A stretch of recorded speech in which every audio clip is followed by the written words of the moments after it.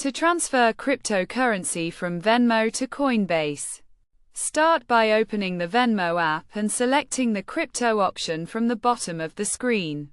This will display all the cryptocurrencies currently in your account. Select the cryptocurrency you want to transfer, such as Bitcoin. Next, click on the double arrow icon next to the Sell button at the bottom of the screen. Then select the Send option from the pop-up window. You will need to enter the wallet address from your Coinbase account. So open the Coinbase app, search for the cryptocurrency you are transferring, and select it. Click on the Receive button to obtain the wallet address. Then copy it by clicking the Copy button next to the address. Return to the Venmo app.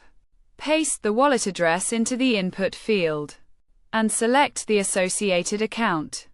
Enter the amount you want to transfer. Then click Review Transfer.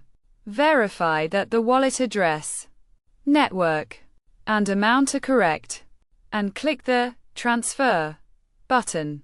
Once you've completed these steps, your cryptocurrency will be transferred from Venmo to Coinbase.